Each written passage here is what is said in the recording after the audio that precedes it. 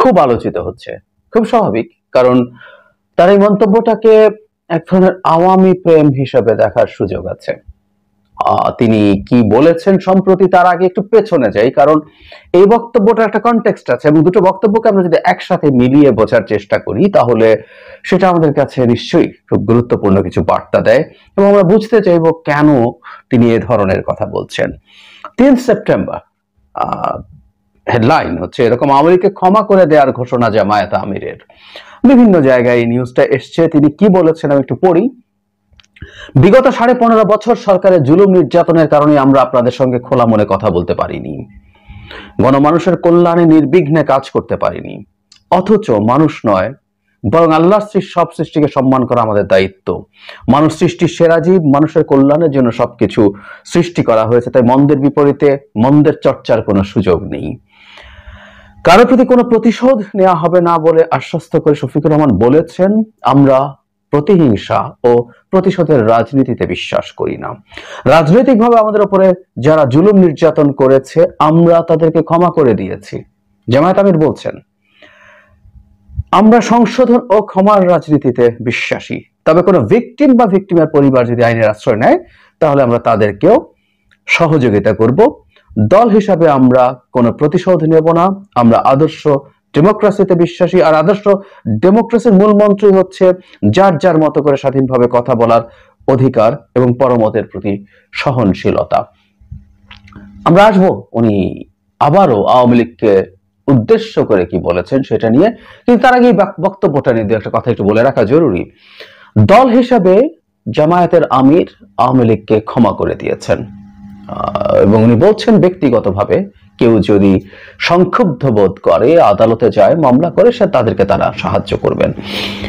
মানে এটা তো ফ্যাক্ট যে জামায়াত খুবই নিপীড়িত দলগুলোর একটা। বিএনপিও হয়েছে, জামায়াতও মারাত্মক রকম নিপীড়িত হয়েছে আওয়ামী লীগের হাতে এবং ভারত এবং আওয়ামী লীগের যৌথ প্রযোজনায় জামায়াতের উপরে মারাত্মক ক্র্যাকডাউন চালানো হয়েছে। কোনো সন্দেহ নেই, জামায়াতের সর্বোচ্চ নেতাদের ফাঁসি দেওয়া হয়েছে যুদ্ধাপরাধের বিচারের নামে। এবং শুধু সেটাই নয়, সংগঠন হিসাবে তারা প্রচন্ড রকম চাপে ছিল, তাদের অফিস খোলা যায়নি এবং যে কাউকে জামায়াত, বিশেষ করে ছাত্রদেরকে শিবির ট্যাগ দিয়ে পিটিয়ে মেরে ফেলা যায়, আদালতে নিয়ে যাওয়া যায়, মারাত্মক রকম অত্যাচারের শিকার হয়েছে। সে জামায়াতের আমির বলছেন ক্ষমা করে দিচ্ছেন। আচ্ছা, আমরা এভাবে যদি চিন্তা করি যে আমরা কেউ ধরুন আওয়ামী লীগকে দিয়ে টর্চার হইনি, কিন্তু দূর থেকে দাঁড়িয়ে জামায়াত কর্মীদের উপর আওয়ামী লীগ যা করেছে সেটাকে আমরা ক্ষমা করতে পারি, করা উচিত। একটা কথা মনে রাখতে হবে, আওয়ামী লীগ কতগুলো পেটি খুন করেন। একটা ব্যক্তি একজন ব্যক্তিকে যখন খুন করে সেটা একরকম খুনের মতো ব্যাপার, কিন্তু আপনি যখন সিস্টেম্যাটিকলি কাজগুলো করেন, ক্ষমতায় থাকার জন্য সিস্টেম্যাটিকলি কাজগুলো করেন, সেটা ভিন্ন ডাইমেনশন আছে। এবং আওয়ামী লীগের এগুলো যা করেছে প্রায়গুলোই পেটি খুন না, এগুলো একটা টার্ম আছে, ক্রাইম অ্যাগেনস্ট হিউম্যানিটি, মানবতা বিরোধী অপরাধ। এটা ইন্টারন্যাশনাল ক্রাইম, এমন অপরাধ যেটা আপনি চাইলে বিদেশি কোনো আদালতে বিচার করাতে পারেন। ইন্টারন্যাশনাল ক্রাইম যে ট্রাইব্যুনাল আছে সেখানে করতে পারেন। সেটা যদি করতে পারেন, ক্রিমিনাল কোর্ট আইসিসি বলে, সেখানে আপনি নিয়ে যেতে পারেন। আপনার দেশের মধ্যে হয়েছে কিন্তু এটা ওখানে নিয়ে যাওয়া যায়, কারণ এটা ইন্টারন্যাশনাল একটা ক্রাইম। সব ক্রাইম অ্যাজ হিউম্যানিটি না। বাংলাদেশে কেউ একজন আমার কোন রিলেটিভকে খুন করেছে, আমার বাবাকে, আমার মাকে খুন করেছে, আমি আইসিসিতে যেতে পারবো না। আমার বাবা মাই যদি বিশেষ ধরনের কতগুলো খুনের শিকার হন তাহলে যাওয়া যায়।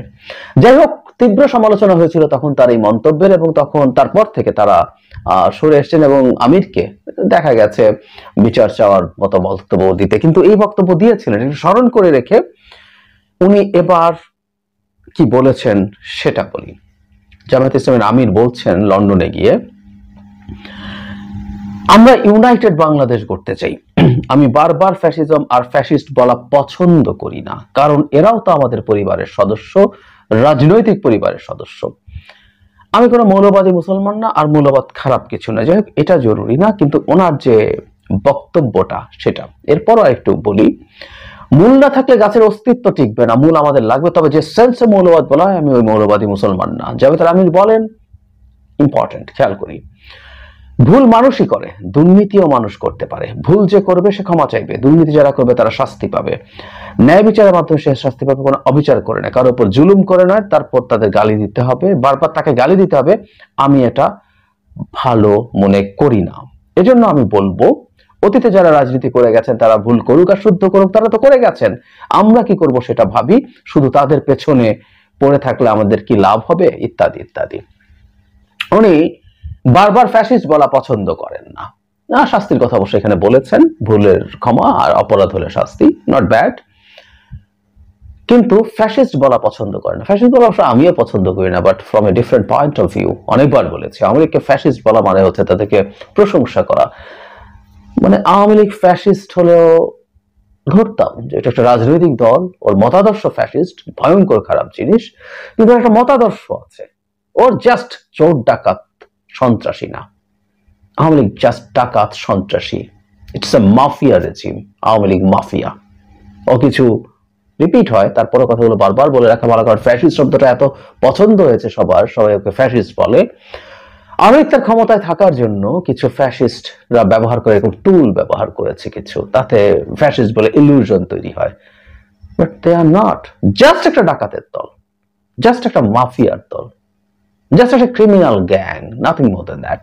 কিন্তু ওনার ভালো লাগছে না যে না, অতীত নিয়ে পড়ে থাকা যাবে না, আওয়ামী লীগকে বারবার ফ্যাসিস্ট বলতে হবে না বলে তিনি মনে করছেন। আমরা আগের বক্তব্যটার সাথে যদি যোগ করি সেটা মিলবে, মানে অপরাধ শাস্তি কথাগুলো বারবার বলার দরকার নেই, অথচ আমরা মনে করি এই কথাগুলো বারবার বলতে হবে, ক্রমাগত বলতে হবে, বলে যেতে হবে, কারণ আমরা চাই এই দেশের মাটিতে আওয়ামী লীগের রাজনীতির আর কোনো পুনর্বাসন হবে না। আমরা যারা অন্তত আওয়ামী লীগকে আইন দিয়ে নিষিদ্ধ করার পক্ষে না, আমিও নই, এটা নিয়ে ডিবেট আছে, আপনাদের অনেকের হয়তো ভালো লাগে না, বাট ফ্রম ডে ওয়ান আমি এই কথাটা বলেছি।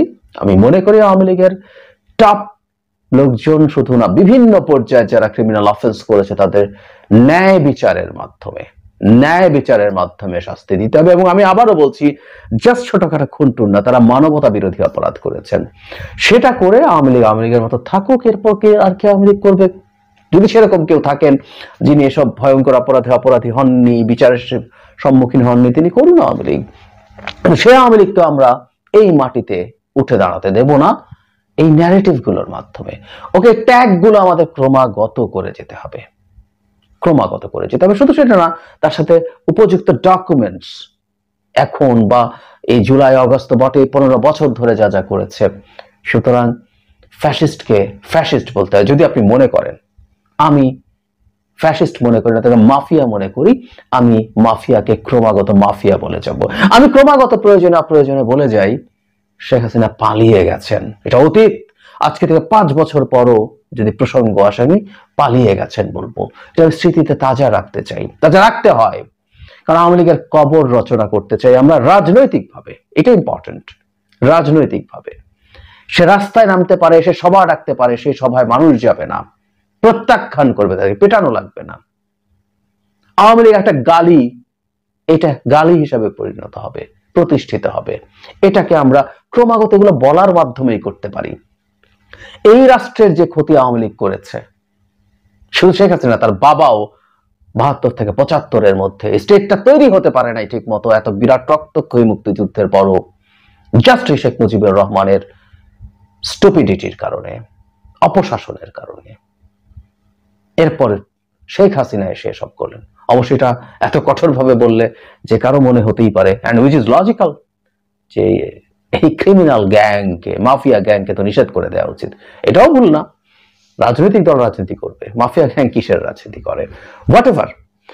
সো আমরা ক্রমাগত এগুলো করতে চাই, অথচ উনি ফ্যাসিস্ট বারবার বলা পছন্দ করছেন না।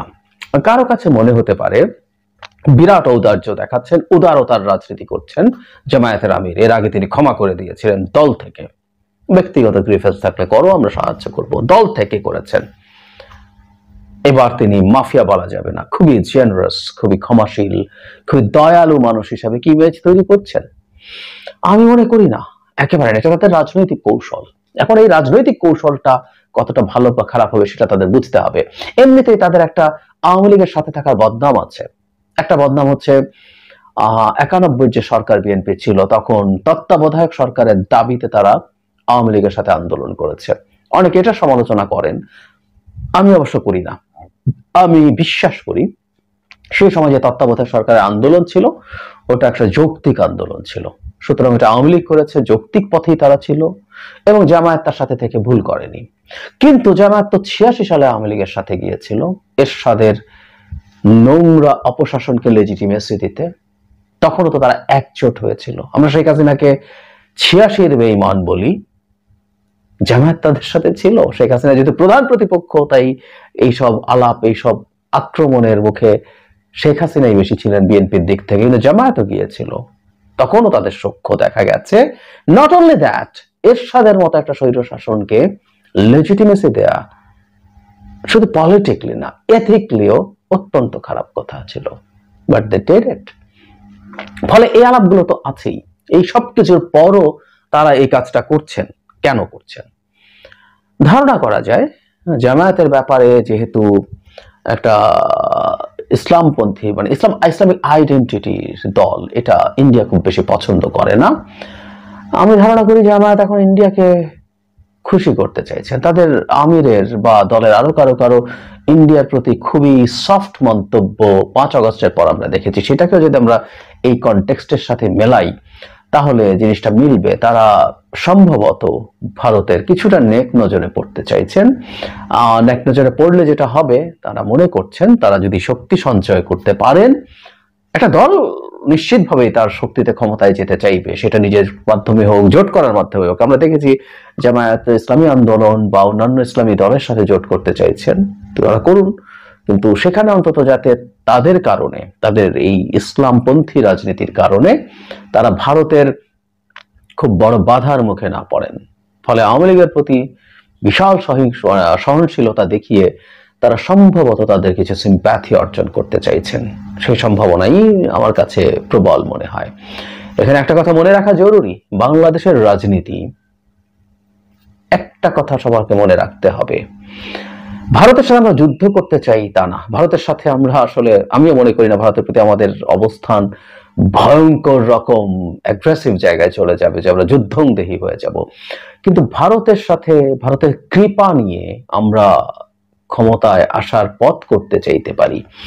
এটা বাংলাদেশের যে কোনো রাজনৈতিক দলের জন্য মারাত্মক ডিজাস্টার বয়ে আনবে। এটা প্রত্যেকটা দলকে বুঝতে হবে। এর মানে আমি এই বলছি না প্রত্যেকে সংঘাতে নেমে যেতে হবে। বাংলাদেশের রাজনৈতিক দলগুলোতে ভারত, যে কোনো দলকে ভারতের সাথে একটা ওয়ার্কিং রিলেশনশিপ রাখতে হবে, এটা মানি আমি। জামায়াতকেও রাখতে হবে, উচিত হবে। ওরা পাওয়ার পলিটিক্স করে, ক্ষমতায় যেতে চায়, সো ভারতের সাথে তাদের একটা আন্ডারস্ট্যান্ডিং প্রতিষ্ঠিত হওয়া দরকারও আছে। কিন্তু সেটা যদি এরকম মনে হয় যে এটা করার জন্য তারা একটা, নিশ্চিতভাবেই এটা কতটুকু করবেন, এটা একটা লাইন আছে। আবার আমি এটাও মানতে প্রস্তুত আছি এই লাইনটা কোন জায়গায় আছে, এটাও খুবই সাবজেক্টিভ। আমি মনে করি লাইনটা এখানে, আরেকজন মনে করবেন আরেক জায়গায়, কিন্তু একটা লাইন আছে। এটা ক্রস করে যদি মনে হয় ভারত তোষণ করা হচ্ছে, এটা খুব ভয়ঙ্কর হবে। এটা খুব ভয়ঙ্কর হবে এবং মানুষও নানান রকম ইন্টারপ্রিটেশন শুরু করবে। ধরি যে জামায়াত একটা জোট করলো, আওয়ামী লীগ যদি তাত্ত্বিকভাবে বলি নির্বাচনে আসছে, বিএনপির বিরুদ্ধে কি আওয়ামী লীগ সহ জামায়াত একটা জোট করবে? এরকম একটা প্রশ্ন আসতে পারে। তারা কম্বাইন করলে তো মোটামুটি সব ইসলামী দল যদি একত্র হয়, সাথে আওয়ামী লীগের এই মুহূর্তে আমার হিসাবে অন্তত 20% ভোট আছে, তো যদি সব যোগ হয় তারা কি একটা কম্পিটিটিভ জায়গায় চলে যেতে পারে? এসব ইকুয়েশন মানুষ করা শুরু করবে এবং এই ইকুয়েশন গুলো জামায়াতের জন্য ভালো কিছু হবে না। কিন্তু তিনি ক্রমাগত করে যাচ্ছেন, আমি জানি না তাদের আন্ডারস্ট্যান্ডিং কি, কিন্তু দূর থেকে দেখে আমরা অন্তত তাদের এই স্ট্যান্সকে যে কোনো বিবেচনায় কন্ডেম করি। একটা কথা মনে রাখতে হবে, তাদের আদর্শ তাদের কাছে, তারা তাদের মতো করে কথা বলতেই পারেন, কিন্তু একটা পলিটিক্যাল স্ফিয়ারে যখন কথা বলবেন, এই যে বিএনপি যখন আওয়ামী লীগকে নিষিদ্ধ করার বিরুদ্ধে কথা বলে, বিএনপি যখন প্রেসিডেন্টকে রাখার পক্ষে কথা বলে, বিএনপি যখন ছাত্রলীগকে নিষিদ্ধ করার বিরুদ্ধে স্টেটমেন্ট দিয়েছে, তখন বিএনপি পলিটিক্যাল স্ফিয়ারে আছে।